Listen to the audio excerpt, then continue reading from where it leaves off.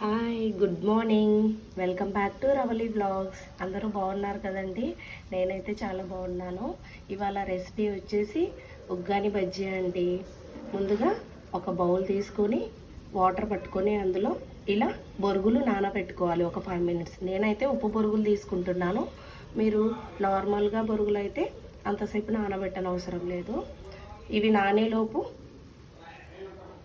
ఇలా onions cut చేసి పెట్టుకోవాలి. ఆనియన్స్ ఒక బిగ్ సైజ్ ఆనియన్, చిన్నవి 2 టమాటాలు తీసుకొని ఇలా పొడుగ్గా కట్ చేసి పెట్టుకోవాలి. అలాగే పోపుకు కావాల్సింది కరివేపాకు, ఎండుమిర్చి, జీలకర్ర, ఆవాలు, ఇలా పచ్చిమిర్చి తొడిమలు తీసి పెట్టుకొని వీటిని గ్రైండ్ చేసుకోవాలి. ఇలా ఒక మిక్సీ జార్ తీసుకొని కొద్దిగా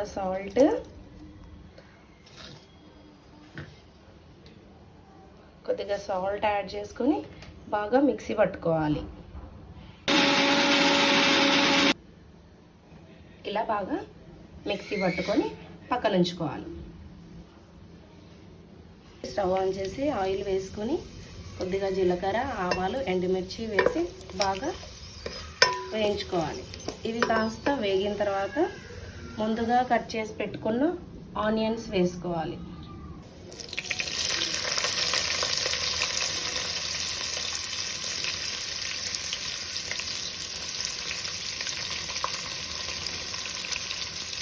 అలాగే కట్ చేసి పెట్టుకున్న టొమాటో కూడా వేసుకోవాలి. టొమాటో, కరివేపాకు వేసి కాస్త బాగా కలర్ చేంజ్ అయ్యే వరకు వేయించుకోవాలి.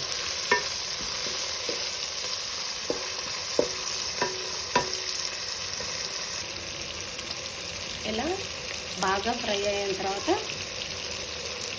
కొద్దిగా పసుపు, గ్రైండ్ చేసి పెట్టుకున్న పచ్చిమిర్చి పేస్ట్ వేసుకోవాలి.